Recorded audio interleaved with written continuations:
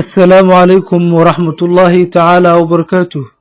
Dhammaan asxaabta qiimaha badan ee ku xiran janalka Aamin Technology isku soo noqdo wanaagsan. Insha Allahu tacaala maanta waxaynu isla daraasay doonaa cashirkayni 11aad aynu ku baranayno web designing khaasatan HTML iyo CSS. Cashirkayni maanta insha Allah wuxuu ka koobnaa doonaa oo kaliya table element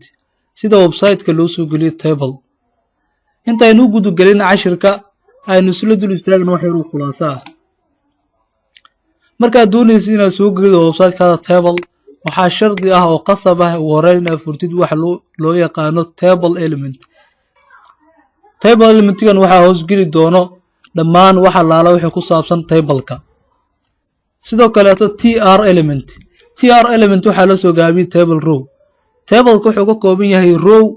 oo ah jijiif iyo column oo ah tagga. Sidoo kaleeto td element waxaa loo soo gaabiyay table data waa xogta aan dhex geli doono tr-ka. Sidoo kaleeto waxaa jira wax lagu magacaabo th sidoo kale waxaa loo soo gaabiyay table header. Sidoo kaleeto caption-ta wuxuu u suurto gelinayaa inaa website-kayga ama table-kayga u samayn karo description.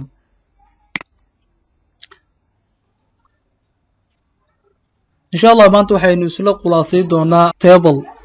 table-ka waxaynu kala qaadi doonaa 3 nooc. sida ujeedinba table name-kan table-kan wuxuu ka kooban yahay 2 column name iyo id uu ka kooban yahay. Name-ka waxaa noogu jiro 4 magac ayaa noogu jirto halka id sidoo kale 4 ku jirto. Labadan table waxay ku kala duwan yihiin name-kan iyo name-kan.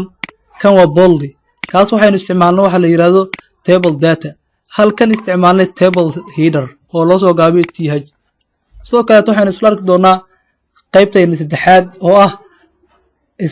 row span sida loo sameeyo sida 2 column la isku jibiyo. Wuxuu table-kan ka kooban yahay 1 column 2 column 2 row iyo 1 column. sida loo sameeyo sida la isku kala jibiyaa table-kan sida ujeedinba not spam waa in ma kala jabsana ama margin waa la dhahaa. Sidoo kale 2 cell sida la isku jibiyaa cell-kan ama row-gan iyo row-gan sida la isku jibiyaan isla doonaa isla tagno Visual Studio Code-ka. kadib waxaynu saari doonaa meeshan waxaynu isla saari doonaa comment hore u soo baranay comment kuma daahi doono. waxaan dhihi doonaa table lesson ashkan maanta wuxuu ku saabsan doonaa table lesson.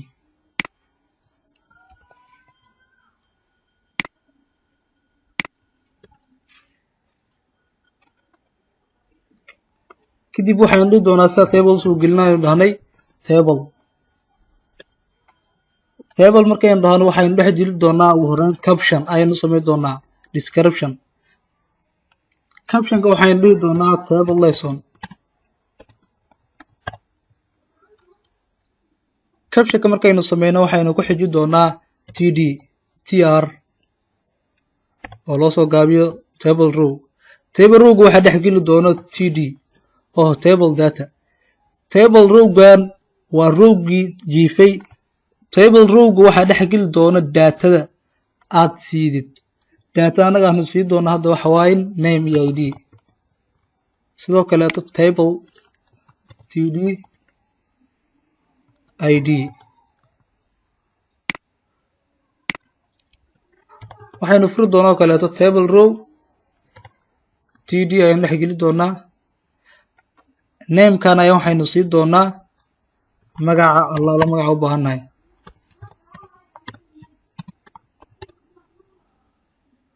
sidoo magacan waxaynu samayn doonaa soo dhahnay id-ga rabna ayaynu sii doonaa. id markaynu dhahno tr kale ayaynu sii samayn doonaa.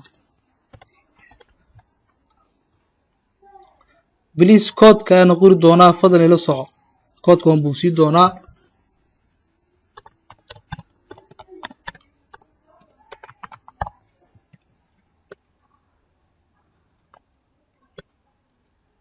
id-ga sii doono wuxuu noqon doonaa asigana id ayuu noqon doonaa.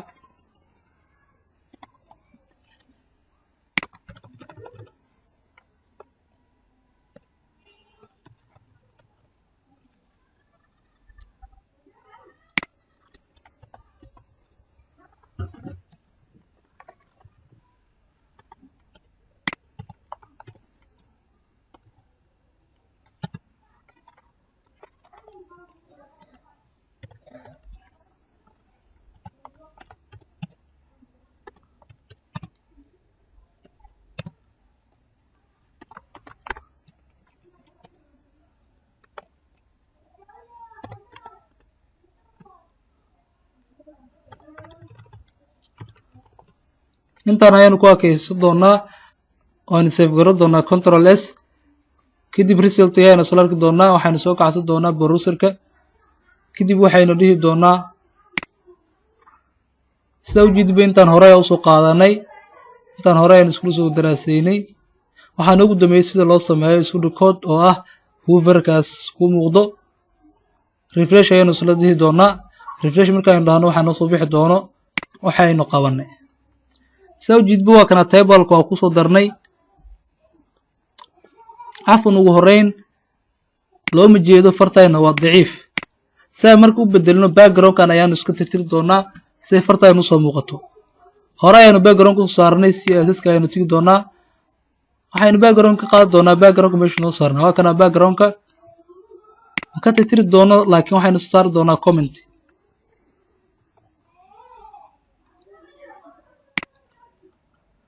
hadda xoogaa sida ujeedidba sida hore waa dhaantaa waa kana table waa soo gelinay waxaan ku xasuusinayaa markaad soo gelidid table ma lahaa doono border laakiin si table ahaan ayuu u design garay doonyaa saa marka border uu yeelno waxaynu sii doonaa border waxa la xalli karin ma jiraan caqabad kasta waa la xalli karaa waxaynu tigi doonaa koodka meeshaynu ku qoraynay kadib tableka dhexdiisa ayana waxaan dhihi doonaa border markaan dhahno number aan sii doonaa anaga hadda un ayaa sii doonaa numberkan meeshaan number al numberka u baahanta waa sii kartaa anaga number 1 ayaanu siinay kadib aynu isla aragno resultiga waa kan hadda waxaa noo soo galay border ayaa noo soo galay captionkana waxaynu ka dhignay table lesson ayaanu ka dhignay name iyo id ayaanu sameynay kadib waxaynu soo gelinay name iyo id ayaanu soo gelinay sidoo kale hadda waxaynu isla daraasay doonaa hadda waxaynu qabanay oo kaliya halkan table ayaynu naqshadaynay caption waanu siinay magacna waan siinay laakiin namekan iyo id-gan iyo namekan iyo id-gan isma lahan kan waa bold sidee marka bold ugu dhigi doonaa waxaynu tigi doonaa Visual Studio Code-ka kadib table cusub ayaynu caption ayaan dhihi doonaa kadib waxaan dhihi doonaa table lesson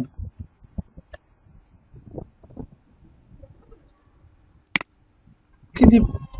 waxaan dhihi doonaa tr oo la soo gaabiyey table row-gan mar allaala waxaa dhex geli doontaa table data xogta ama table header maanta waxaynu soo geli doonaa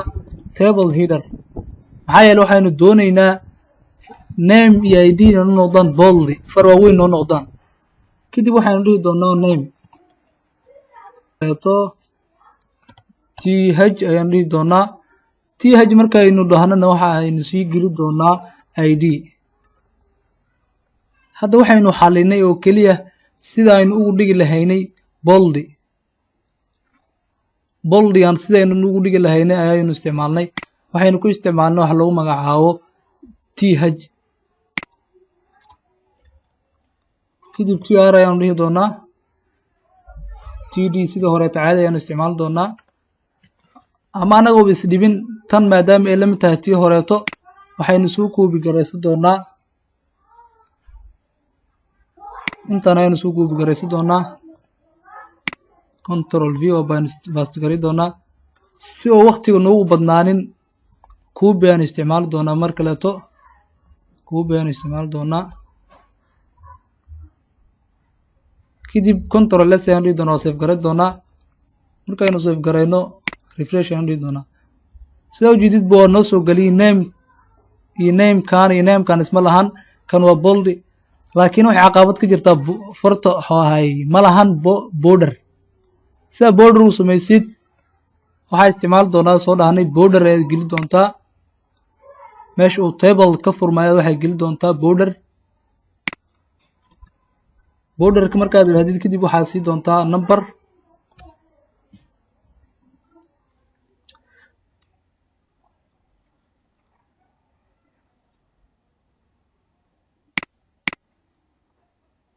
soo jeedad wuxuu noo yeeshay border ayuu noo yeeshay laakiin caqabad jirta waa tablekan waa isku dhagan yahay sidaan u kala sikino tablekan iyo table waxa hore ayaan usoo baranay waxaynu tablekan meeshu ka xirmay kan meeshu ka furmo dhexdiisa ayaynu waxaan gelin doonaa horta xariiq ayaanu samaysan doonaa xariiqna waxaa loo soo gaabay horizontal line sidoo kale br ay gelin doonaa oo break line soo jidba hadda xariiq dhexdu inuu kala geliyay wuxuu noogu sameeyay space oo loo isticmaalo br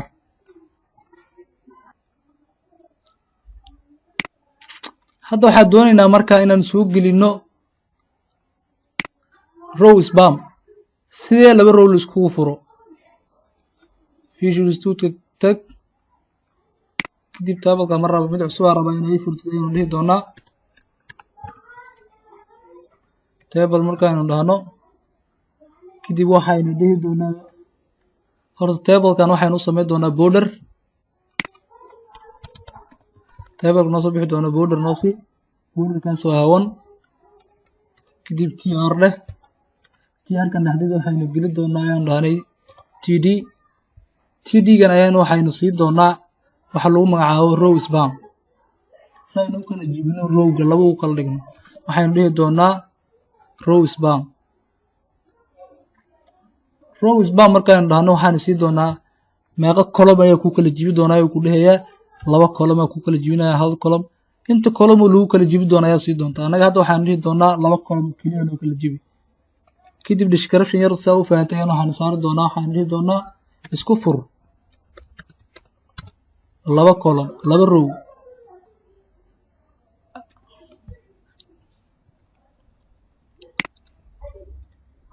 hadda koodkan sidarkan wuxuu noo suurto gelinayaa inaan caption u sameyno tablekayna oo laba row la isku furo caption waxaa la dhahaa markii la isku furayo laba row kadib td ayaanu sii doonaa td ga id ayaanu ka dhigi doonaa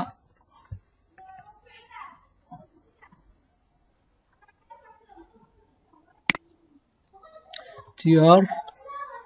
td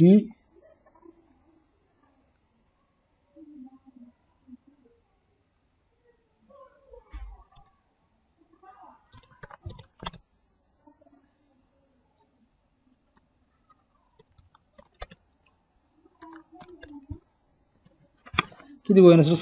isla save garay doonaa resultiga ayaynu arki doonaa soo jididba waxaynu sameyn hadda waxaa la isku furay laba row ayaa la isku furay soo aragtay zoom ayaan dhihi doonaa zoom laba row ayaa la isku furay annaga ayaa dhahnay laba row nuskaan fur rowgan iyo rowgan waa la isku furay hal data ayaa la dhexgeliyey waxay suurto geliyay inaan rowgan iyo rowgan isku furo oo hal data dhexgeliya ayaa ah row spam labadana table waa isku dhigan yihiin saynu u kala sikino hore ayaan usoo baranay fadlan bows dhaho muuqaalkan iskuna day inaad ka jawaabtid waxaan filayaa inaad bows dhahatay iskuna dayday nana heshay jawaabtii saxda ahayd haddaadan helina waatana ka faa'iidayso horizontal line ayaan dhihi doonaa saynu u kala sikino br ayaan dhihi doonaa br aan ku qoray horizontal line-ka dhexdeeda koodka ayaan qurxisahaya adiga ku dhex qori kartaa br meeshaas kadib waan save garay doonaa soo jidib hadda tablekan iyo tablekan waa kala siktaan afan laakiin caption nooma lahan kan caption ayuu lahaa qoraalka hoos kareeto kanna caption nooma laha labadaas kareetana caption ayaan soo siinay caption loo soo geli hore usoo baratay adaga soo gasho doona ka soo socdana isku sideel doono marka waxaynu tigi doonaa css-ka sidee loo qurxiyaa hadda koodka html-ka ayaan ku qornay html-ka waxaan soo dhahnay waxaa loo isticmaalaa oo keliya structure-ka loo isticmaalaa halka cs loo isticmaalo style-ka qurxinta hadda waxaynu isla qurxi doonaa table-kan soo sameynay ayaan waxa ka dhigi doonaa saan oo kaleeto table-kan ayaynu qurxi doonaa kadib waxaynu tigi doonaa css-ka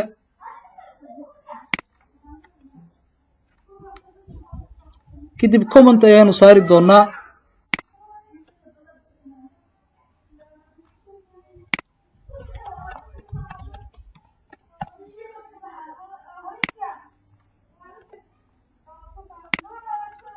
si aad wax ugu bedesho tableka ugu horeyn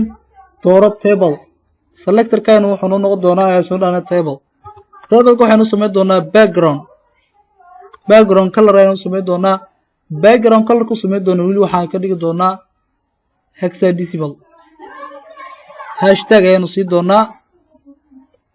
hashtag ff 9200 colorkaas ayaynu sii doonaa colorka u baahan tahay waa sii kartaa sidoo kale waxaynu sii doonaa margin waxaan dhihi doonaa auto waxaa la dhahaa cabir ku habboonaysi asaga ku sii doonaa cabir sidoo kale waxaynu dhihi doonaa paddingana waxaynu sii doonaa 5 pixel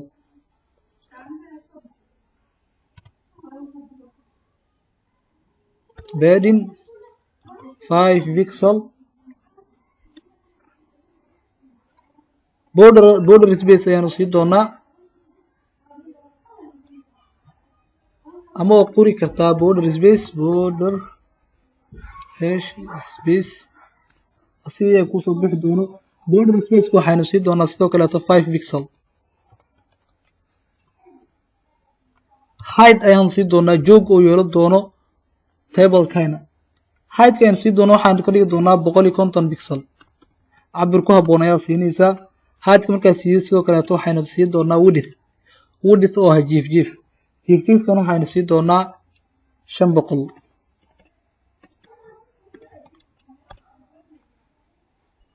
border ayaynu yeeli doonaa guud border 5 pixel ayaynu dhihi doonaa borderkayna borderka waxaynu sii doonaa dhahnay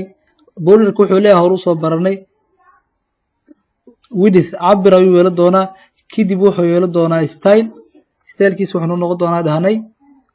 styleka intaan siinin color ayaan sii doonaa colorka noo yeeli doona waxa ka dhigi doonaa white kadib stylekiisa qaabku noqon doono borderkana waxa ka dhigi doonaa dashed meeshan dashed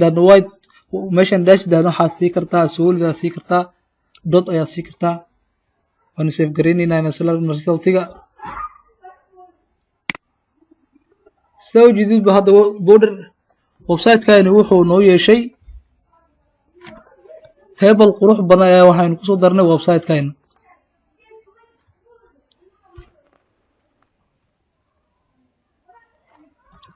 kan iyo kan waxba farqi uma dhaxeeyo kaliya waxaynu ku qurxinaa oo saan ugu dhignayaa CSS-ka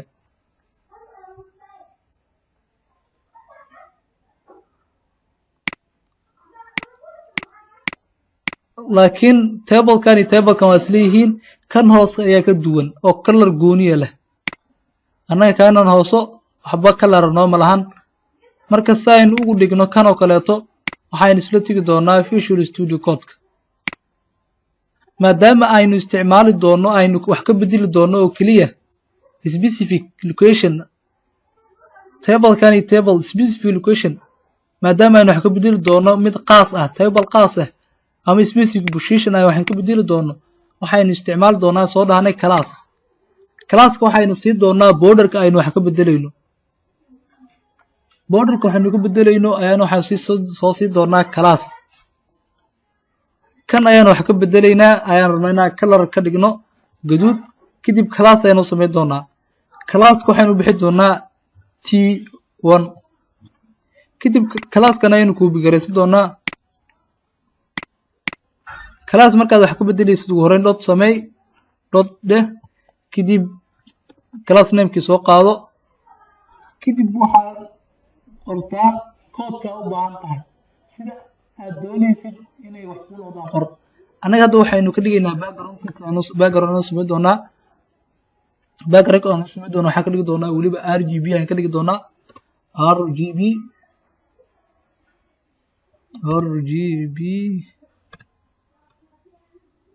RGB markaan dhahno waxaan dhihi doonaa sii doonaa guduud 228 sidoo kale waxaynu sii doonaa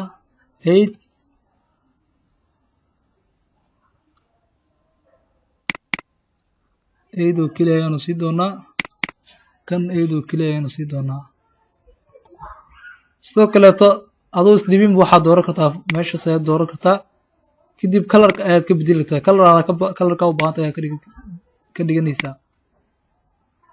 font size ka bedelaynaa fartaan waxay rina soo dhaweyn ayaan doonaynaa. font size waxaanu ka dhigi doonaa 30 pixel si aad uma badi doono. kadib font family waxay ii suurtagelinaysaa farta inaan ka bedeli karo qoraarkeeda tahay oo ka dhigi karo qoraar kaleeto. font family ayaan dhihi doonaa. farar badan ay kusoo bixi doonto. farta jeceshahay ka dhigi doontaa. anaga waxaan dhihi doonaa Times New Roman. waan save gari doonaa. resultigan isku weyn waxa waa in tablekan uu noo noqdo mid kan oo kaleeta ah. soo jeedid tablekan iyo tablekan waxay ku kala duwan yihiin malahan. insha allahu tacaala maanta cashirkan intaas ayuu noogu kaa doonaa.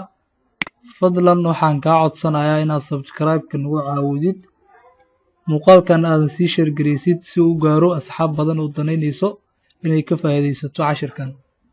fadlan cashirkan cashiradii ka horreeyay haddaadan soo daawanin dib u soo daawo. waad ku mahadsantaa